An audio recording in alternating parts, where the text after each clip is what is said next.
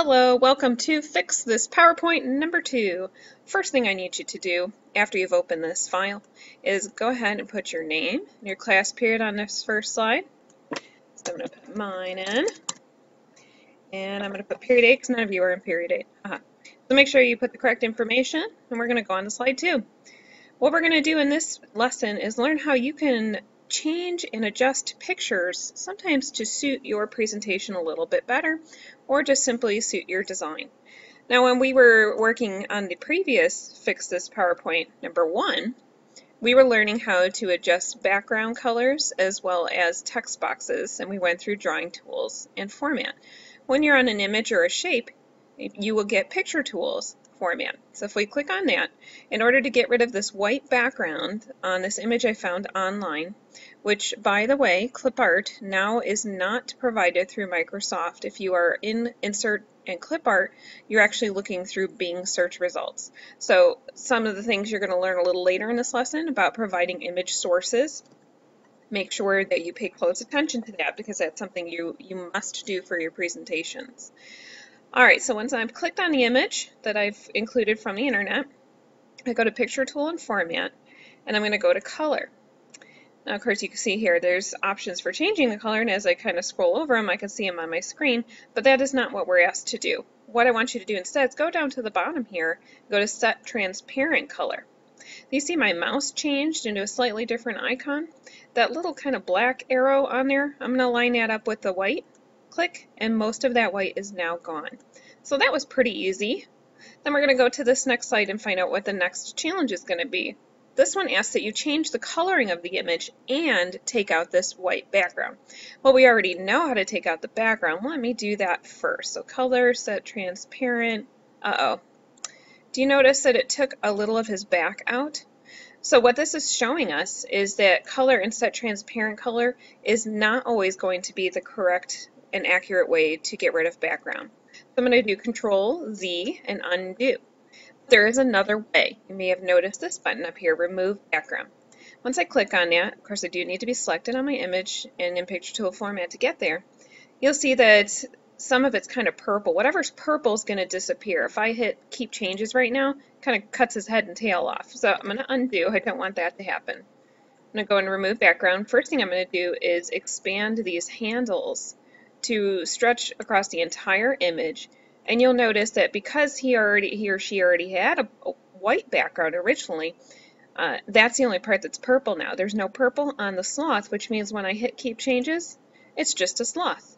And then it says to change the coloring, so you would just go into coloring here, pick one that doesn't have a background to it, or just simply hover over them, make sure it's not adding another background that we just took out, and you can pick just about any color. I challenge you though to pick a color that stands out against this background. So if I chose a blue, it's kind of camouflaging.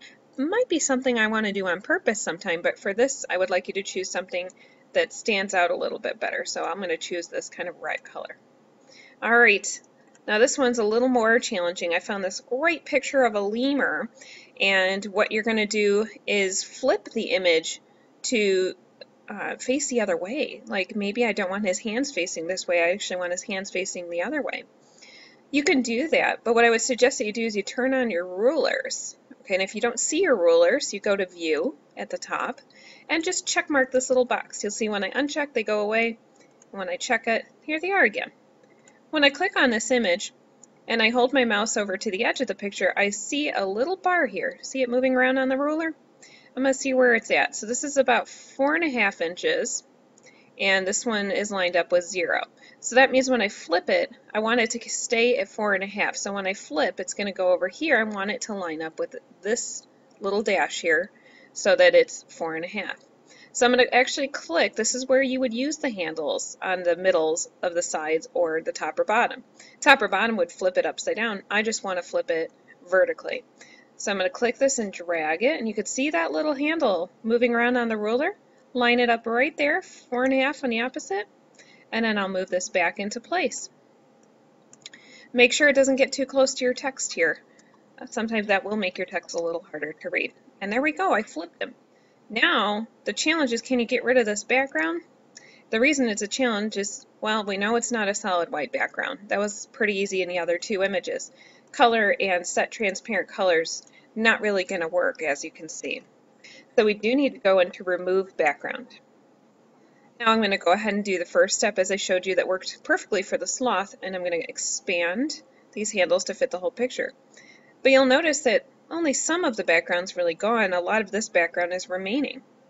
So what you'll see is there are a few more buttons in background removal. You can mark areas to keep and mark areas to remove.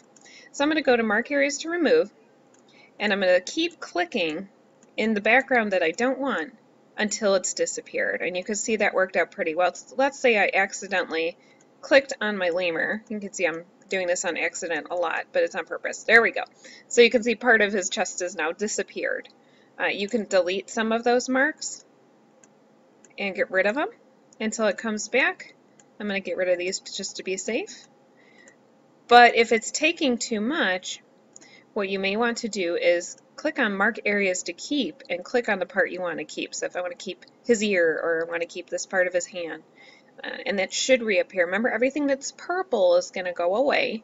Everything that's like its natural color will stay. So I'm going to hit keep changes, and there we go. I have a lemur with no background.